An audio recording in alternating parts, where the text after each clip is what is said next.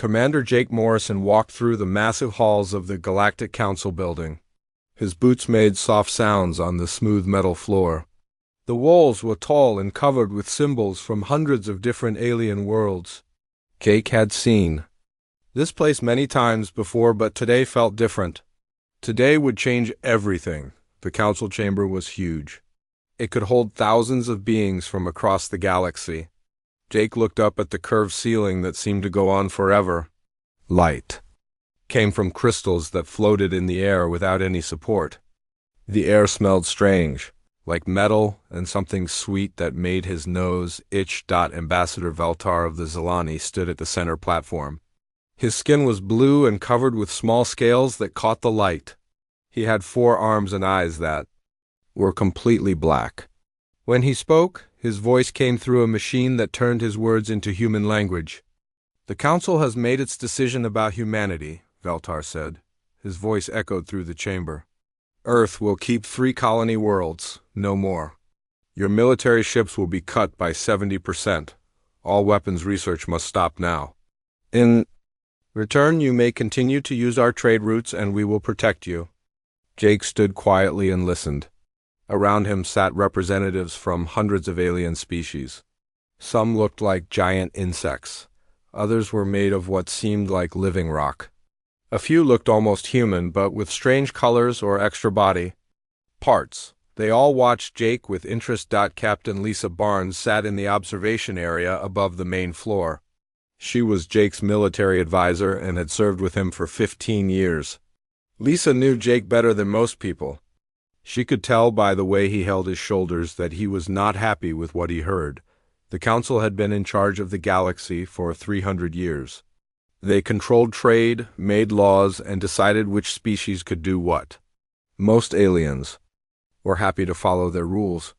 The Council gave them protection from enemies and helped them trade with other worlds. Humans had only been part of the Council for 50 years. Earth had been discovered by accident when a Council scout ship had engine problems near the solar system. The aliens were surprised to find humans had already built cities and basic space travel. At first, the Council thought humans were interesting. They were young and full of energy. But as time passed, the Council began to worry. Humans asked too. Many questions. They wanted to build bigger ships and stronger weapons. They explored places the Council said were dangerous. Humans did not seem to understand that the Council knew what was best. Dr. Amy Rodriguez had studied alien behavior for 20 years. She sat in the back of the chamber taking notes. Amy had written many reports about how the Council treated humans. She believed the Council was afraid of human independence. They wanted to control humanity before humans became too strong. "The Council is generous," Veltar continued. "No species has ever received such good terms. You should be grateful for our kindness." Jake Morrison was 62 years old. He had gray hair and scars on his hands from his time as a soldier. Before becoming a diplomat, Jake had fought in 3 wars on Earth. He understood what it meant to be free and what it cost to stay that way. Jake looked around the chamber at all the alien faces watching him.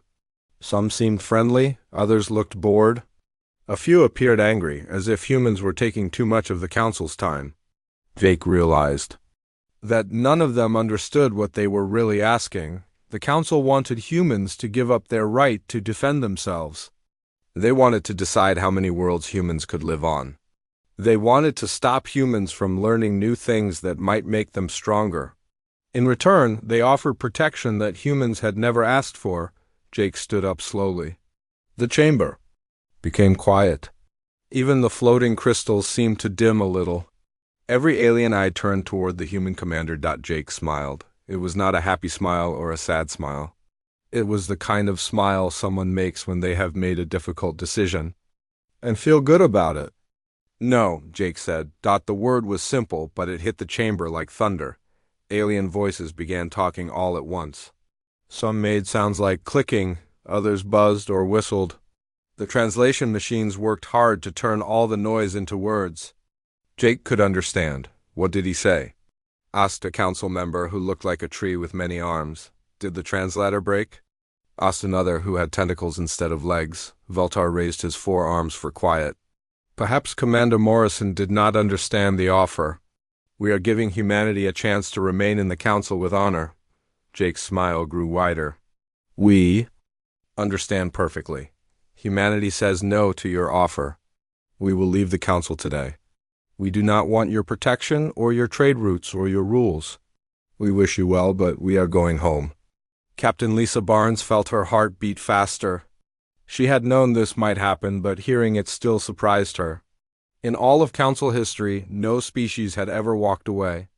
Every alien race had been happy to join and follow the council's rules. The chamber erupted in chaos. Aliens stood up and began arguing with each other. Some demanded that Jake explain himself. Others insisted the council force humanity to accept the deal. A few seemed curious about what humans thought they could do alone. Jake gathered his papers and walked toward the exit. His small team of human advisors followed him. They moved calmly through the noise and confusion. At the door, Jake stopped and turned back to face the chamber. We will remove all human citizens from council space within 6 months, Jake announced. We will take only what belongs to us. Thank you for the experience. Then Jake Morrison and, his team left the Galactic Council forever. Captain Noah Wright was already waiting outside with his ship, the Defiance. Noah had been Jake's friend since they were young soldiers together. His ship was one of the fastest in the human fleet. How did it go? Noah asked as Jake walked up the ramp into the ship. About as expected, Jake replied. Send the signal to all human colonies and ships. We are going home. Within hours, every human in council space received the same message. Pack up everything you own. Take only what belongs to you. Leave nothing behind that might cause trouble. Come home to human space. The great exodus began immediately. Human ships appeared at every council world where humans lived or worked. They moved with military precision, loading people and supplies as fast as possible. There was no panic, no arguments, no delays. The council watched in shock as humanity simply left. They had expected Jake to argue or beg or ask for better terms. Instead, humans packed their bags and walked away like guests leaving a party. Dr. Amy Rodriguez was on one of the last ships to leave. As her transport pulled away from the council station, she looked back at the massive structure floating in space. She wondered if the council would ever understand what they had lost. Humans brought new ideas, fresh thinking, and solutions to problems other species could not solve. But now humanity was going home. And Amy had a feeling the galaxy would soon learn what happened when humans decided to take care of themselves. 2 years had passed since humanity left the Galactic Council. Admiral Patricia Stone stood on the bridge of her command ship, looking at screens that showed the edge of human space. Everything was quiet and dark, just as she had planned. Patricia was in charge of something humans called the Great Silence. Every human ship, every human colony, every human space station had gone completely dark to the outside galaxy. No signals went out, no messages came in.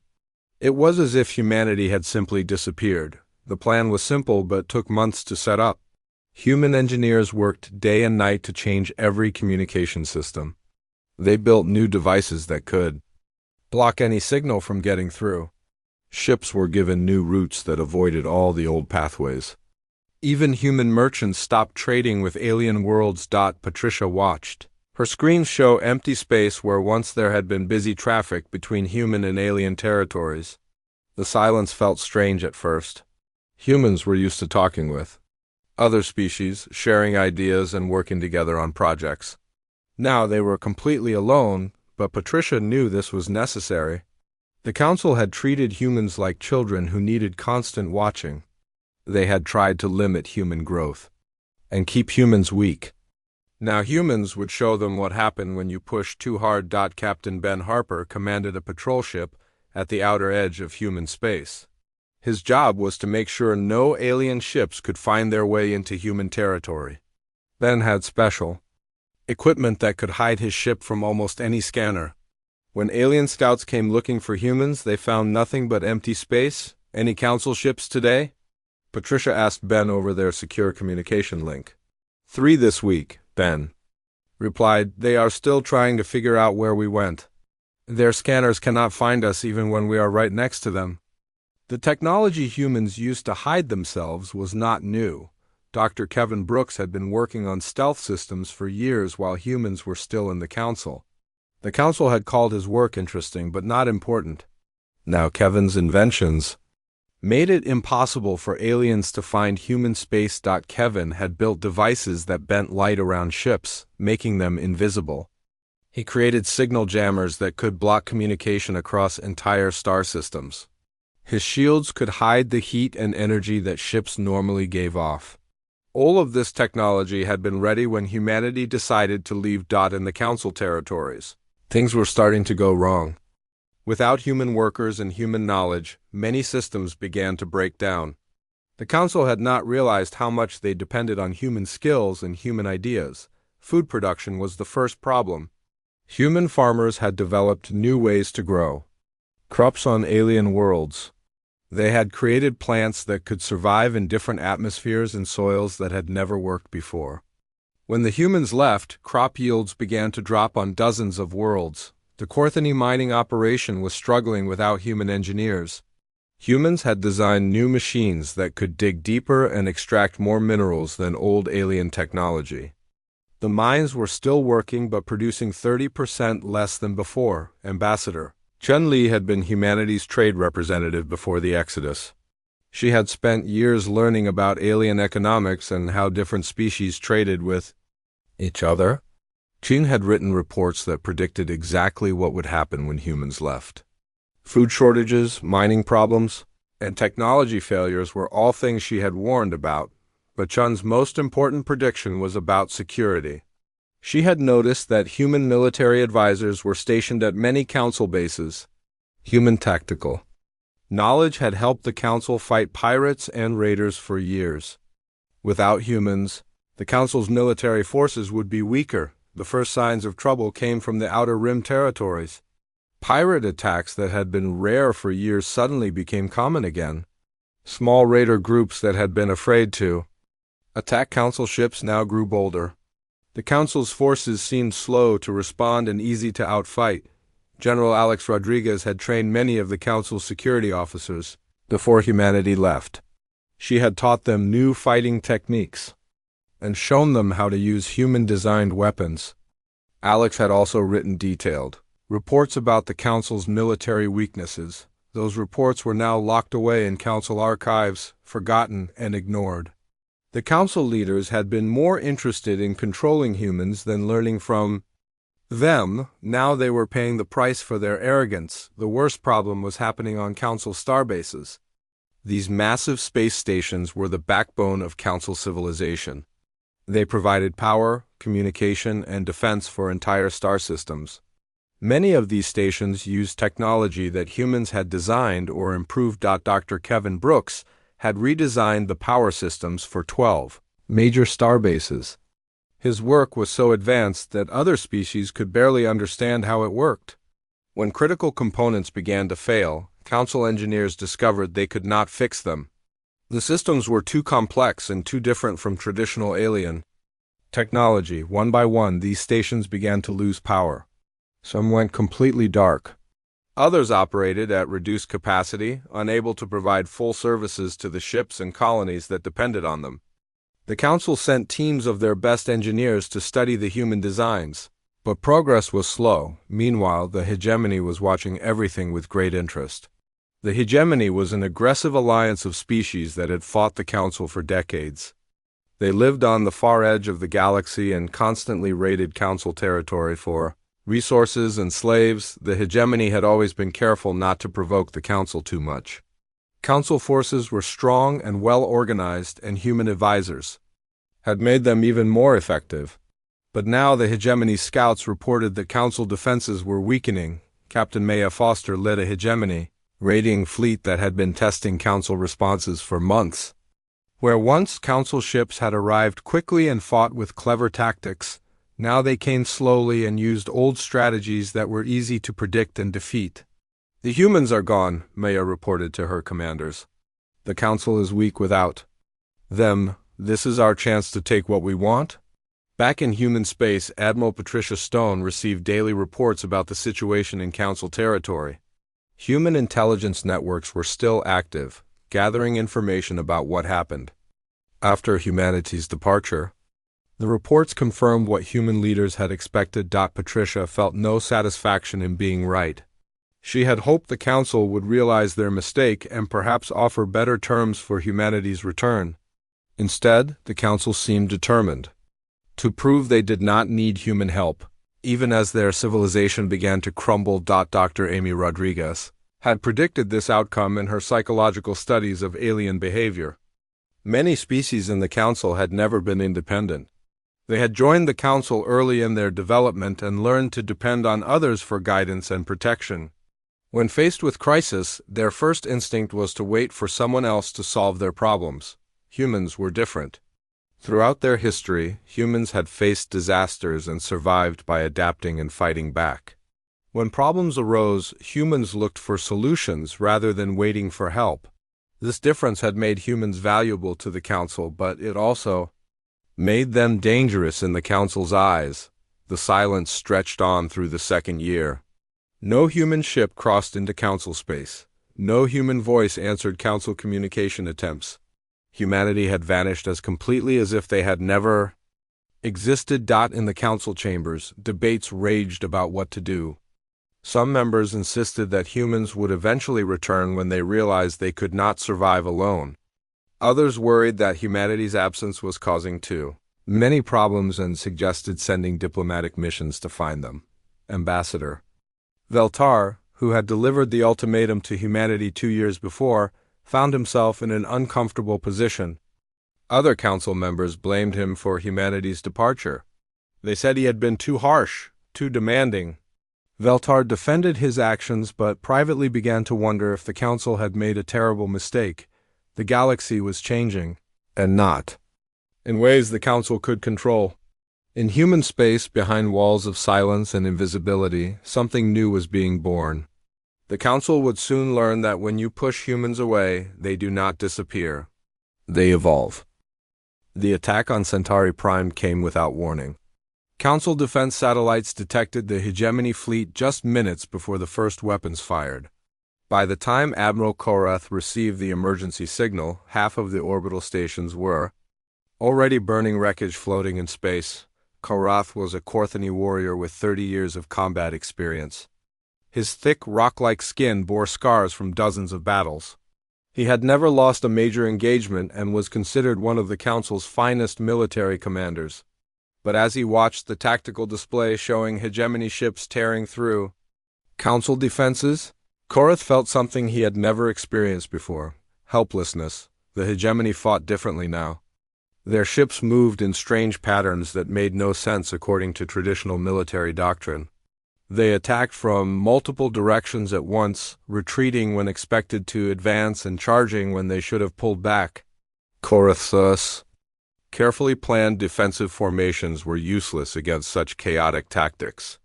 "Send all available ships to Sector 7, Korath ordered his fleet commanders. "We will trap them against the asteroid field." But the hegemony ships did not behave as Korath expected. Instead of avoiding the asteroids, they used them as cover, hiding behind the large rocks and appearing suddenly to attack Council vessels.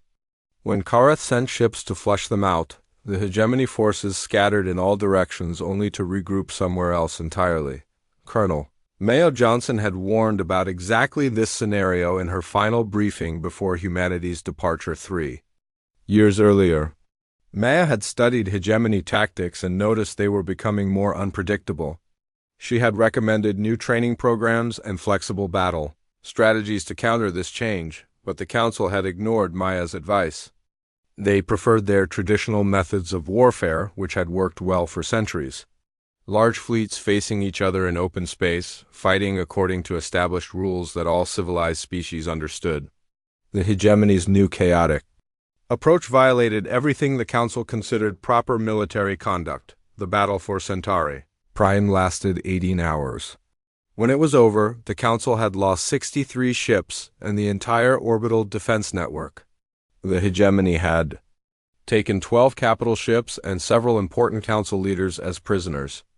Worst of all, they had captured the central communication hub that coordinated Council activities across 7 star systems. News of the defeat spread quickly through Council space. Species that had lived in peace for generations suddenly faced the possibility of hegemony raids on their own worlds. The Council's promises of protection now seemed worthless against an enemy that refused to fight by civilized rules. Ambassador Veltar called an emergency session of the full Council. Representatives from hundreds of worlds gathered in the great chamber, their voices filling the air with worried discussions in dozens of languages. Fear was something most of these species had forgotten, but now it returned with overwhelming force. The situation is serious but not hopeless, Veltar announced, though his own voice lacked confidence.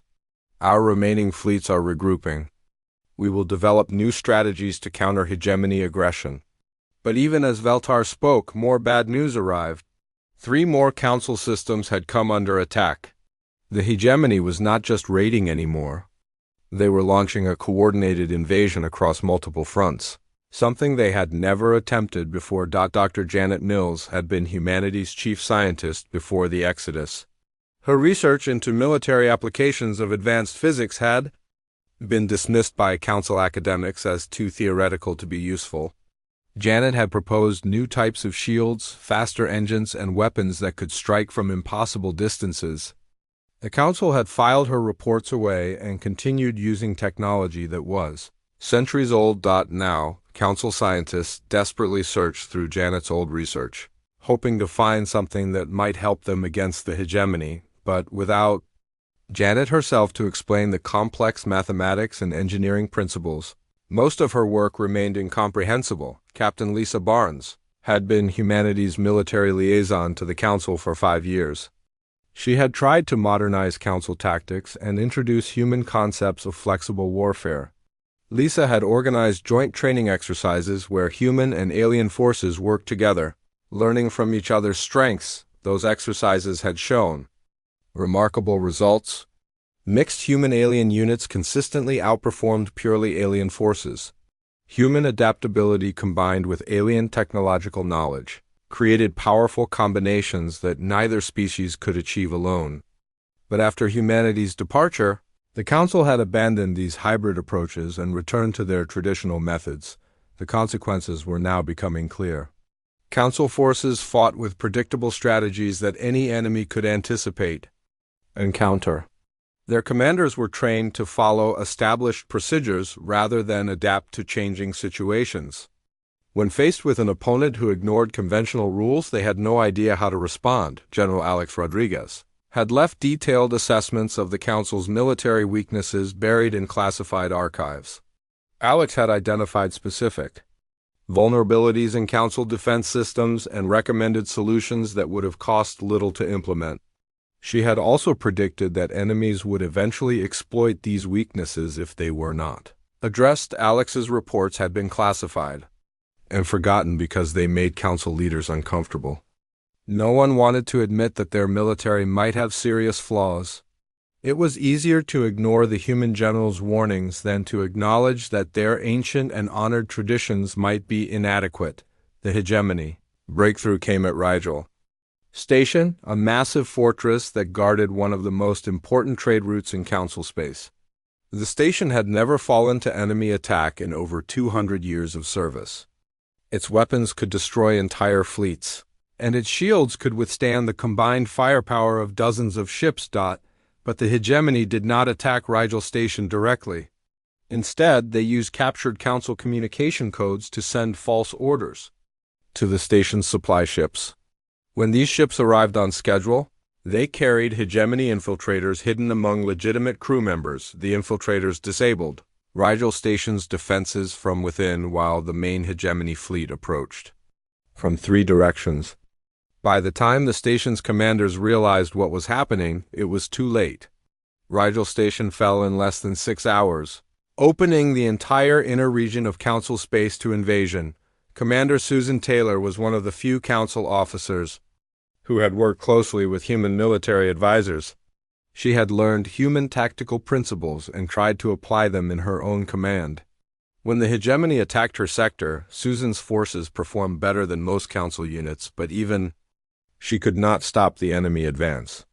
"We need different thinking," Susan reported to her superiors. "The old ways are not working against this enemy. We need creativity and flexibility, not rigid adherence to protocol." But Susan's recommendations fell on deaf ears. Council military doctrine was based on thousands of years of tradition. Senior commanders could not imagine abandoning methods that had brought peace and stability for so long. They ordered Susan to follow standard procedures and stop experimenting with unauthorized tactics. The psychological impact of military defeats was devastating. Council morale. Citizens who had never worried about war suddenly found themselves building shelters and making evacuation plans. Trade routes that had operated safely for generations were now patrolled by nervous merchant captains who jumped at every sensor contact. Dr. Amy Rodriguez had studied the psychological effects of prolonged peace on military readiness. Her research showed that species who lived without conflict for many generations often lost the mental toughness needed for effective warfare. They became too comfortable, too dependent on others for their safety. Amy had recommended regular military exercises and war games to keep council forces mentally sharp.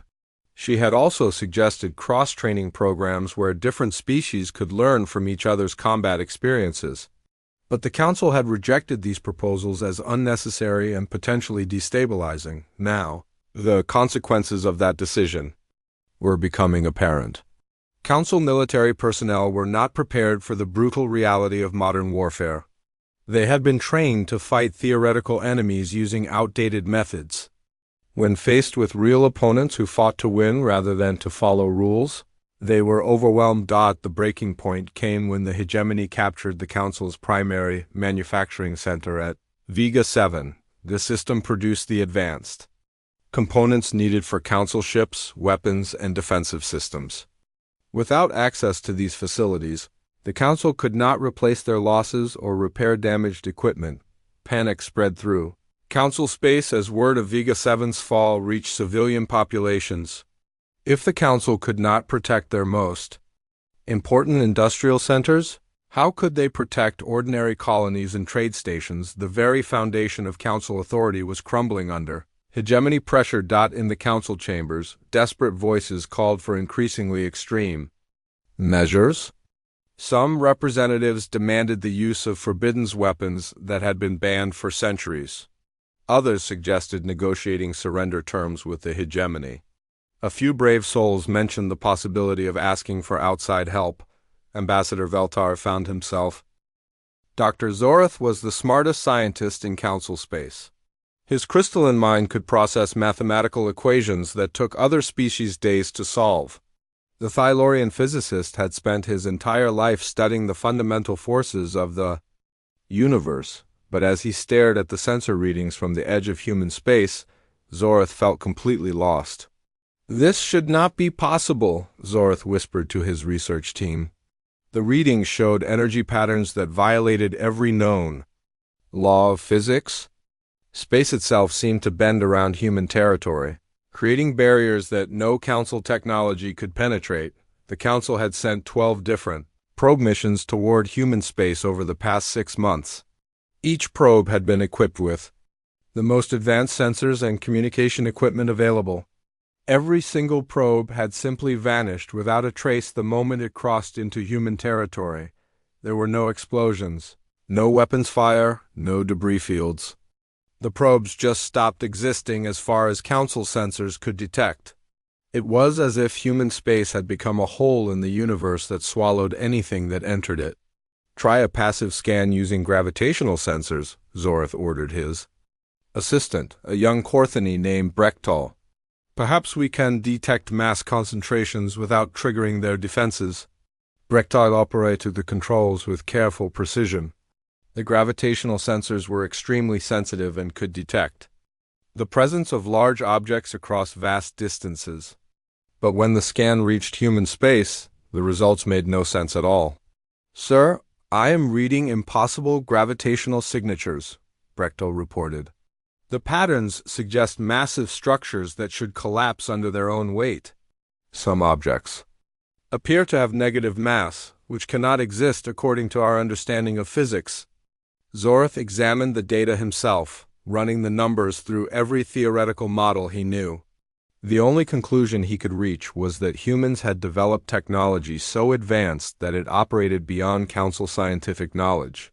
This revelation was both exciting and terrifying. Dr. Janet Mills had been humanity's theoretical physicist before the Exodus. Her research papers were still in the Council archives, but they had been dismissed as impossible fantasies by alien scientists. Janet had proposed methods for manipulating space-time, creating exotic matter and harnessing energy sources that existed outside normal dimensions. "Pull up everything we have on Dr. Mills' research," Zorth ordered his team. "I want every paper, every experiment report, every theoretical model she ever submitted." As Zorth read through Janet's work, he began to understand the scope of his mistake. The human scientist had been decades ahead of Council thinking. Her theories were not impossible fantasies, but breakthrough discoveries that the Council had been too arrogant to recognize. Janet had proposed using artificial black holes as power sources. She had designed shields that could redirect energy into parallel dimensions. Her weapon concepts involved tearing holes in space-time itself. All of this had seemed like pure fiction to Council scientists, but the sensor readings suggested that humans had actually built these impossible devices. The first direct contact in 3 years came without warning. A single human ship appeared at the edge of Council space, exactly where the main trade route entered human territory. The ship was unlike anything in Council databases, built with smooth curves and materials that seemed to absorb light rather than reflect it. Captain Ryan Foster commanded the vessel Independence. His message was transmitted on all Council frequencies, simultaneously reaching every station and ship in the sector. The technology required to accomplish this feat was beyond Council capabilities, but the humans did it as easily as breathing. "This is Captain Foster of the Human Federation vessel Independence," the message began. "The Council has requested communication with human representatives. State your purpose and prepare to receive a diplomatic envoy." The ship itself was a masterpiece of engineering that defied Council understanding. It moved through space without visible engines, turned without attitude thrusters, and maintained perfect stability without artificial gravity generators. Every system seemed to operate on principles that Council science could not explain. Commander Susan Taylor was selected to serve as the Council's representative for this historic meeting. Susan had worked with humans before the Exodus and was considered one of the few Council officers who understood human psychology. But as she approached the Independence in her shuttle, Susan felt completely out of her depth. The human ship's hull was covered with patterns that seemed to shift and change as Susan watched. Her shuttle's sensors could not penetrate the strange material or determine what lay beneath the surface. When she attempted to scan the ship's internal structure, her instruments simply returned blank readings. "Permission to come aboard," Susan requested as her shuttle approached the Independence. "Permission granted," Captain Foster replied. "Please proceed to the landing bay. You will be met by a guide." The landing bay that opened in the Independence's hull was larger than Susan's entire ship. The walls glowed with soft light that had no visible source. The air felt strange on her skin, charged with energy that made her fur stand on end. Everything about the environment suggested technology that was centuries beyond Council capabilities. Captain Foster met Susan at the airlock. He was a tall human with gray hair and eyes that seemed much older than his face. Foster wore a simple uniform without rank insignia or decorations, but he carried himself with the confidence of someone who commanded respect through ability rather than authority. "Welcome aboard, Commander Taylor," Foster said with a slight smile. "I understand. The Council wishes to discuss certain matters with human leadership." Susan had prepared a formal speech requesting military assistance against the hegemony. But facing Foster in person, she realized how desperate the Council's situation had become. The gap between human and Council technology was so vast that Susan felt like a primitive savage asking for help from a god. The hegemony has invaded council space, Susan began, her voice carefully controlled. Our forces are experiencing difficulties in containing their advance. The council would appreciate any assistance the Human Federation might be willing to provide. Foster listened politely, his expression never changing. When Susan finished speaking, he was quiet for a long moment, as if considering her words carefully. Finally, he responded with a statement that would be remembered throughout galactic history. Humanity withdrew from galactic affairs by choice, Foster said calmly. We have no interest in the Council's conflicts or responsibilities. Your problems are your own to solve? The rejection was delivered without malice or anger, which somehow made it worse. Foster spoke as if the Council's desperate situation was simply not his concern. The casual dismissal of Council authority would have been shocking before humanity's technological advancement became apparent. Perhaps you misunderstand the severity of the situation, Susan tried again. The hegemony threatens the stability of the entire galaxy. Surely the Human Federation has some interest in maintaining peace and order.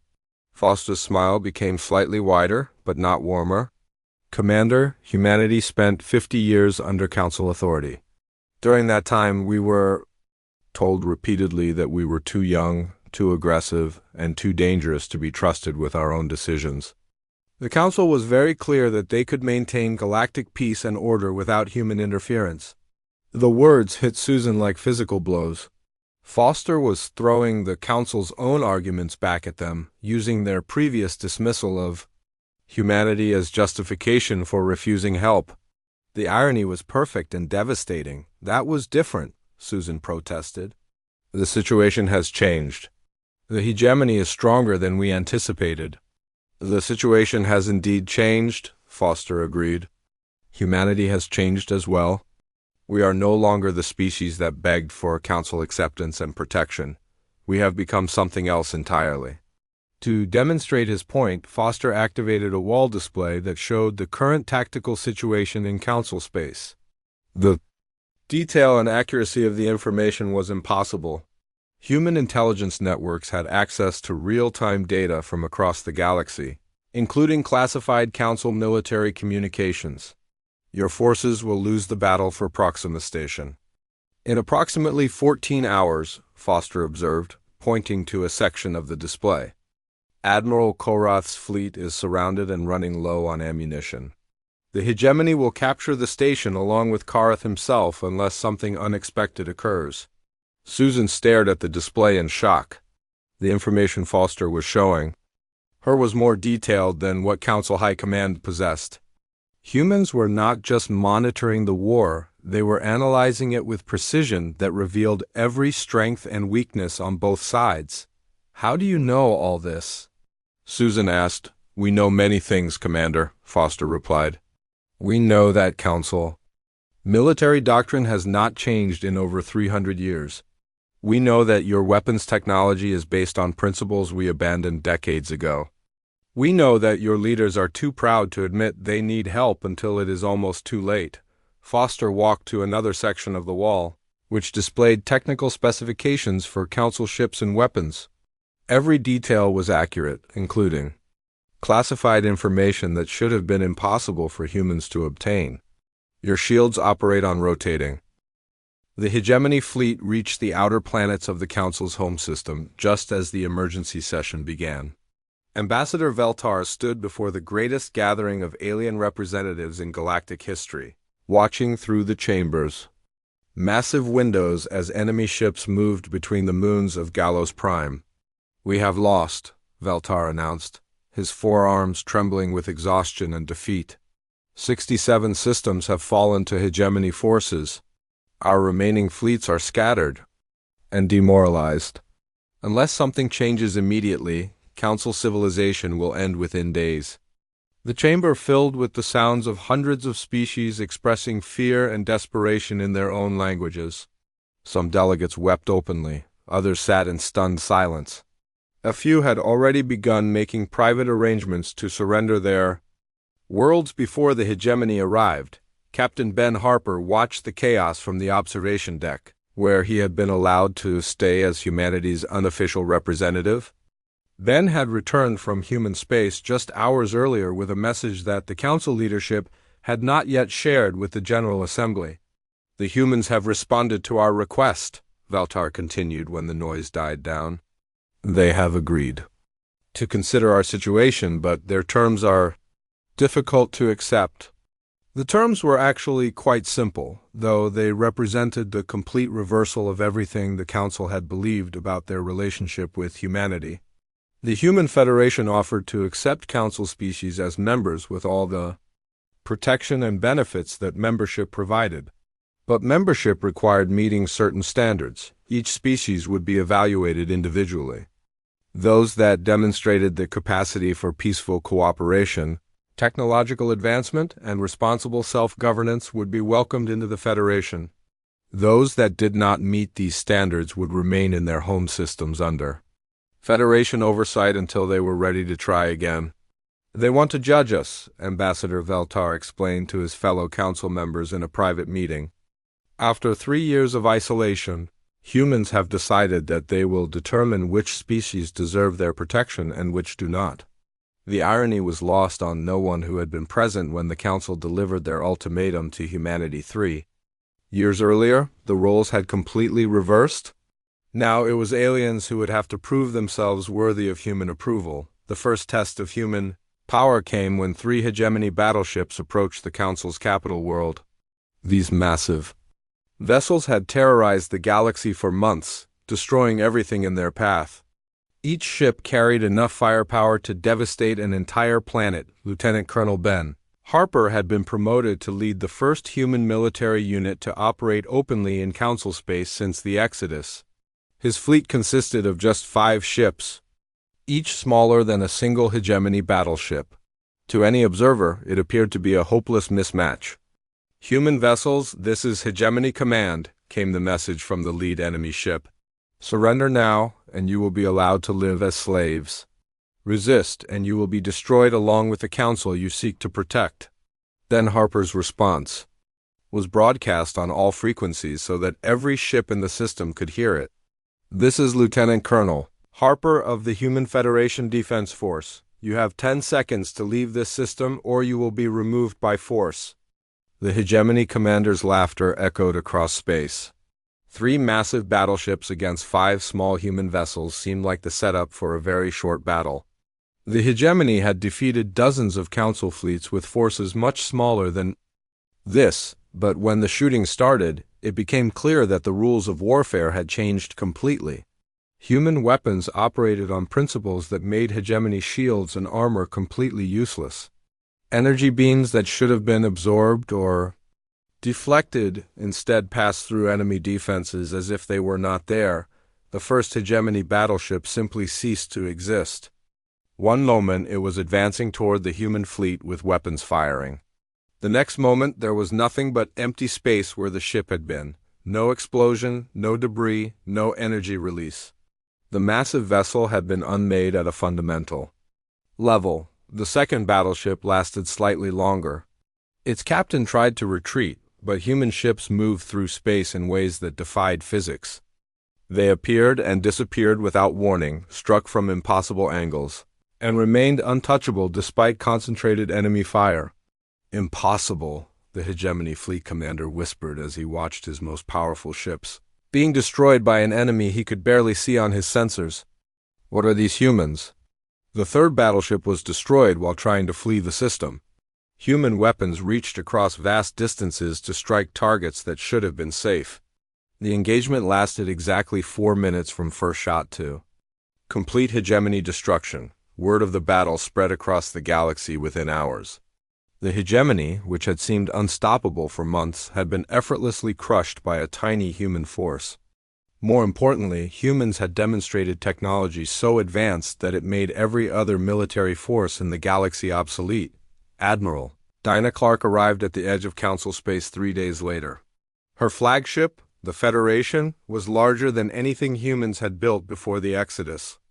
The ship's presence alone was enough to cause panic among the remaining hegemony forces, who began retreating toward the galactic rim as fast as their engines could carry them.